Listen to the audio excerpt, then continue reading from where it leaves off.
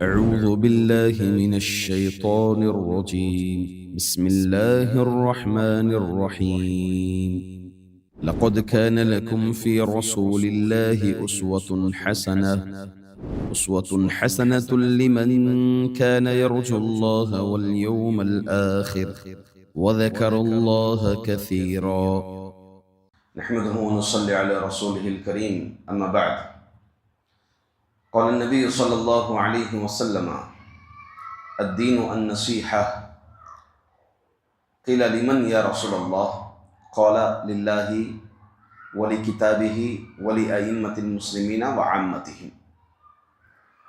معزز حاضرین، پیارے نبی صلی اللہ علیہ وسلم کی سنہری وصیتیں، یہ موضوع ہمارا چل رہا ہے۔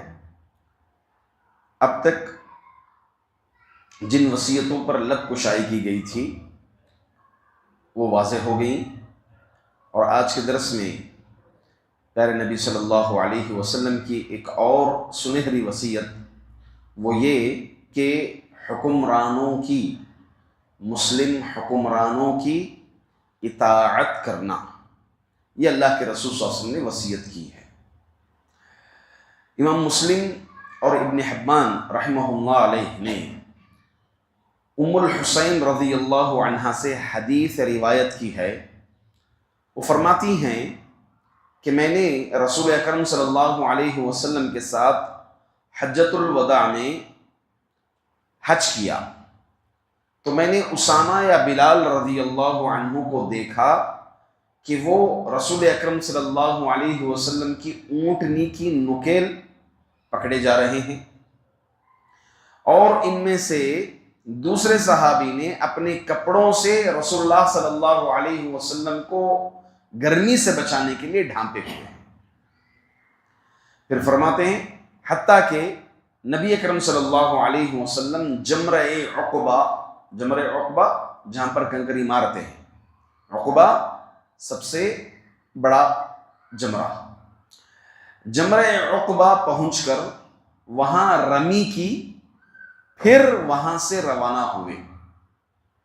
روانہ ہونے کے بعد اللہ کے رسول صلی اللہ علیہ وسلم کا خطبہ سننے کے لیے لوگ ایک جگہ ٹھہر گئے، ایک جگہ جمع ہو گئے۔ راویہ بیان کرتی ہیں کہ آپ اپنی چادر دائیں بغل کے نیچے سے اپنے بائیں کندھے پر ڈال رکھی تھی، یہاں سے لیے اور اس طرح سے آپ ڈال رکھی تھی۔ پھر آپ نے بہت ساری وصیتیں کی، ان میں سے ایک وصیت یہ بھی تھی۔ وصیت کیا تھی؟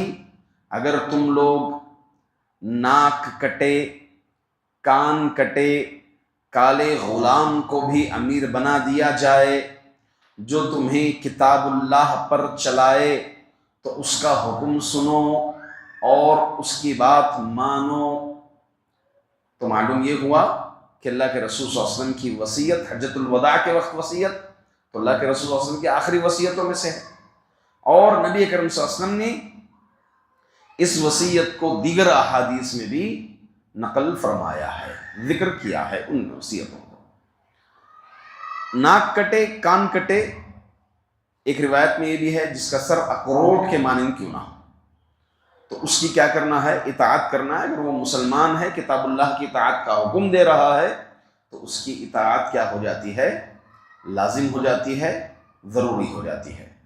امام احمد، امام ابو داؤد اور ترمذی رحمہم اللہ نے عرباض بن ساریہ رضی اللہ عنہ سے یہ حدیث نقل کی ہے۔ وہ فرماتے ہیں ایک روز رسول اللہ صلی اللہ علیہ وسلم نے صبح کی نماز کے بعد ہمارے درمیان ایک نہایت پر اثر وعظ کیا، یعنی نصیحت فرمائی، جسے سن کر آنکھیں اشک بار ہو گئیں، یعنی رونے لگے سب، اور دل خوف سے کانپ اٹھا۔ اتنی پیاری اللہ کے رسول صلی اللہ علیہ وسلم کی نصیحت تھی، وعظ تھا، دل کانپ اٹھا اور آنکھیں اشک بہار ہو گئیں، رو اٹھے سب۔ اور ایک شخص نے عرض کیا کہ اللہ کے رسول، تم اتنی پیاری نصیحت کر رہے ہو، وعظ کر رہے ہو، ایسے لگتا ہے کہ آپ دنیا سے رخصت ہونے والے ہیں۔ لہٰذا آپ ہمیں کچھ وصیتیں بھی کیجیے۔ وصیت کس کو کہتے ہیں بتایا تھا میں نے کہ آخری سفر میں جاتے وقت یا موت کے قریب میں جو نصیحت کی جاتی ہے اس کو وصیت کہتے ہیں عربی زبان میں۔ پھر آپ صلی اللہ علیہ وسلم نے ارشاد فرمایا میں تمہیں اللہ کے تقوی اور سننے اور ماننے کی وصیت کرتا ہوں، اگرچہ تمہارا امیر حبشی غلام ہی کیوں نہ ہو، تمہارا امیر حبشی غلام ہی کیوں نہ ہو، کیونکہ تم میں سے میرے بعد جو زندہ رہے گا تو وہ بہت اختلافات دیکھے گا اور بدعتوں سے بچنا، کیونکہ وہ سراسر گمراہی ہے۔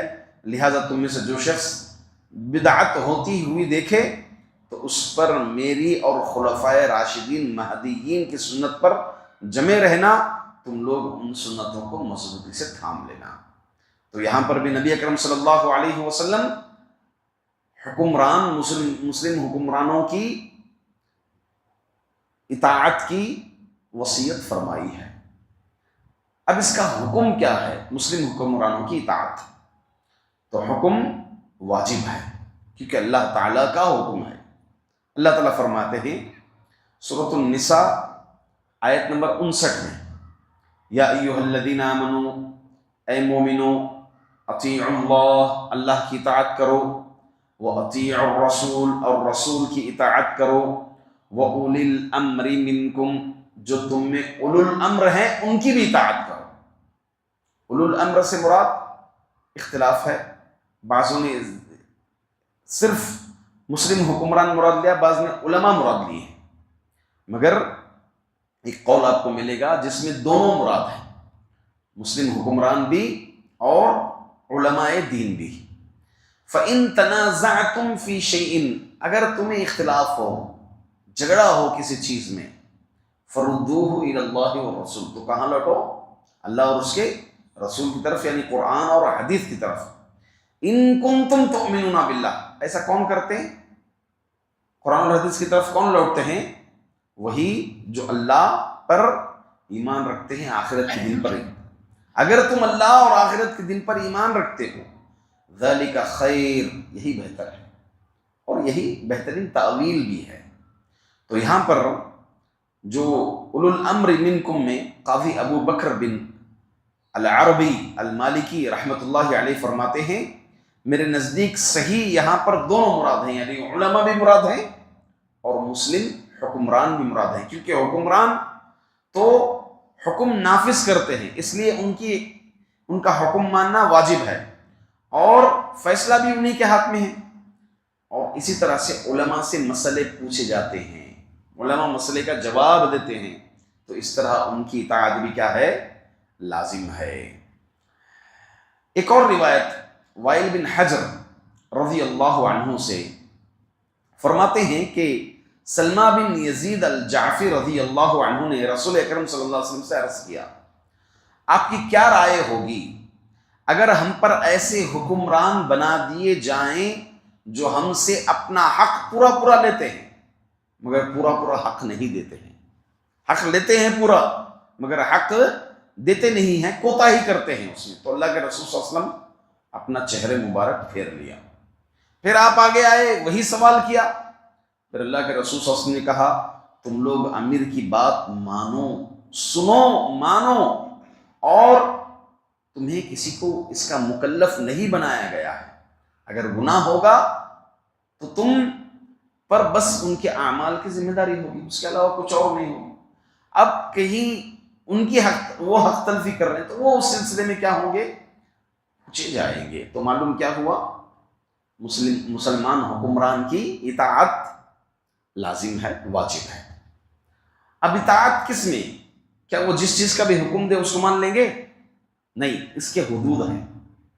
حدود پہلی حد یہ ہے کہ صرف اللہ کی اطاعت میں، رسول کی اطاعت میں ان کی بات سنیں گے، ان کی اطاعت مانیں گے، یعنی سننا اور ماننا صرف نیکی کے کاموں میں، اگر وہ نیکی کا حکم دیتے ہیں، اور اگر وہ برائی کا حکم دیتے ہیں تو اطاعت نہیں ہوگی۔ جیسا کہ حدیث بھی اللہ کے رسول صلی اللہ علیہ وسلم نے فرمایا اطاعت صرف نیکی کے کاموں میں، اطاعت صرف نیکی کے کاموں میں ہے، اگر وہ کسی بدکاری کا یا پھر جو ہے کسی گناہ کا حکم دے تو ہم اس میں ہرگز اطاعت نہیں کریں گے۔ امام احمد بن حنبل رحمۃ اللہ علیہ، آپ جانتے ہیں، سنے ہوں گے کہ آپ کے دور میں معتصم باللہ، ہاں خلیفہ تھا، معتصم باللہ اور واثق باللہ، یہ دونوں لوگوں پر مجبور کیے لوگوں کو خلق قرآن کے مسئلے میں کہ قرآن اللہ کی مخلوق ہے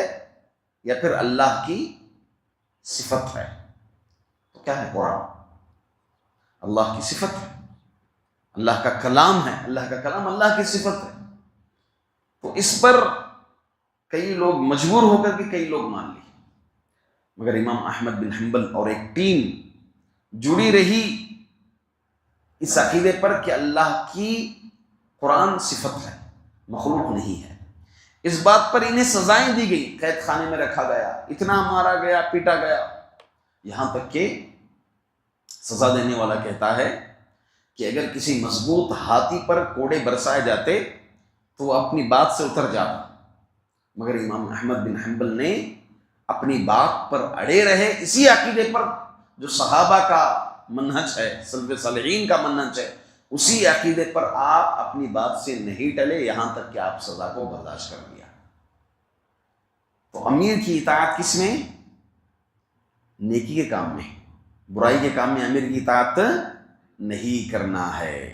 دوسری چیز، اطاعت ایک الگ چیز ہے، محبت ایک الگ چیز ہے۔ آپ اگر ان سے اطاعت کرتے ہیں تو کوئی ضروری نہیں کہ آپ ان سے محبت کریں۔ ہاں آپ دیکھیں صحابہ کرام کے دور میں بھی یزید بن معاویہ رحمۃ اللہ علیہ، یہ بھی خلیفہ بنے، یہ بھی جو ہے بادشاہ بنے تھے، تو اس وقت عبداللہ بن عمر رضی اللہ عنہما فوری طور پر اپنے خاندان سے مخاطب ہو کر کہتے ہیں کہ تم ان کو تسلیم کرو، تم ان کو تسلیم کرو، ظالم اگر حکمران ہے تو کل قیامت کے دن اللہ تعالیٰ اس کو پکڑے گا۔ تو صحابہ باقاعدہ طور پر دل میں محبت نہ سہی مگر مخالفت کسی نے نہیں کی اور ان کے خلاف آواز کوئی بھی نہیں اٹھائے، حتیٰ کہ حسین رضی اللہ عنہ بھی غلط فہمی میں نکل گئے تھے۔ جب پہنچے، معاملہ دیکھے، تو آپ رضی اللہ عنہ بھی یہی پیشکش کی کہ یا تو مجھے ان کے پاس لے چلیں، یزید کے پاس، میں ان کی خلافت کو تسلیم کرتا ہوں۔ یہ بھی ایک اس نے آپشن دیا تھا۔ الغرض اطاعت کرنا الگ چیز ہے، دل میں محبت رکھنا ایک الگ چیز ہے۔ اسی کو سمجھنے میں کئی لوگ فرق کر دیتے ہیں۔ اللہ کے رسول صلی اللہ علیہ وسلم فرماتے ہیں تمہارے بہترین حکمران وہ ہیں جن سے تم محبت رکھتے ہو، اور جو تم سے محبت رکھتے ہیں اور تم ان کے لیے دعائے خیر کرتے رہو اور وہ تمہارے لیے دعائے خیر کرتے رہیں، اور تمہارے بدترین حکمران وہ ہیں جن سے تم بغض رکھتے ہو، کس لیے؟ ان کے فسق اور ظلم کی وجہ سے، اور وہ تم سے بغض رکھتے ہوں اور تم انہیں برا بھلا کہو اور وہ تمہیں برا بھلا کہیں۔ راوی فرماتے ہیں کہ ہم نے عرض کیا اللہ کے رسول تو پھر کیا ہم ان سے مقابلہ کریں، قتال کریں، ان کے ساتھ لڑیں، جنگ کریں؟ کہا نہیں، جب تک وہ تم لوگوں کو نماز قائم کرنے کا حکم دیتے ہیں۔ 2 مرتبہ ارشاد فرمایا، جب تک وہ تمہیں نماز قائم کرنے کا حکم دیتے ہیں تم ان کے خلاف خروج نہیں کریں گے، ان کے خلاف بغاوت نہیں کریں گے۔ اور مسلم حکمران کے خلاف بغاوت کرنا حرام ہے، کیونکہ اس سے کئی فتنے ظاہر ہو جاتے ہیں، قتال ہوتے ہیں، کئی جانیں ضائع ہوتی ہیں اور امن و شانتی ختم ہو جاتی ہے۔ دیکھیں اسی لیے اسلاف ہو، ہمارے صحابہ ہو، ہاں حکمرانوں کو برداشت کیا، ان کی غلطیوں کو دیکھا دل میں بغض رکھتے ہوئے، مگر کبھی ان کے خلاف خروج نہیں کیا۔ ایسی کئی مثالیں آپ کو مل جائیں گی، بات طویل ہو جائے گی اگر میں ذکر کروں گا تو۔ ایک آخری چیز، اگر حکمرانوں سے کوئی غلطی ہوتی ہے تو ہمارا فریضہ یہ بنتا ہے کہ ہم انہیں کیا کریں؟ نصیحت کریں۔ اللہ کے رسول صلی اللہ علیہ وسلم نے فرمایا الدین والنصیحہ، دین خیر خواہی کا نام ہے۔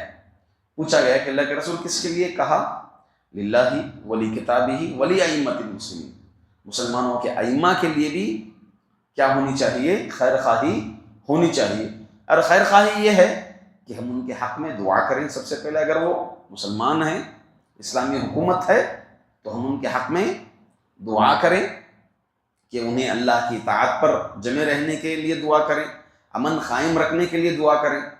اور اگر وہ گڑبڑا رہے ہیں تو ان کے لیے یہ دعا کریں کہ اللہ انہیں صحیح راستے پر لائیں، مگر ان کے خلاف بغاوت، خروج قطعاً نہیں کرنا ہے۔ حدیث میں آتا ہے، اللہ کے رسول صلی اللہ علیہ وسلم فرماتے ہیں اللہ تعالیٰ تمہارے لیے 3 چیزیں پسند فرماتے ہیں اور 3 چیزیں ناپسند فرماتے ہیں۔ 3 چیزیں کیا ہیں؟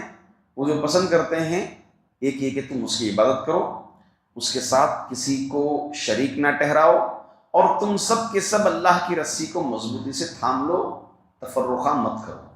اور اللہ نے جسے تمہارے امور کا خیر خواہ بنایا ہے، یعنی امیر، انہیں تم نصیحت کرو۔ اس چیز کو اللہ تعالیٰ پسند کرتے ہیں۔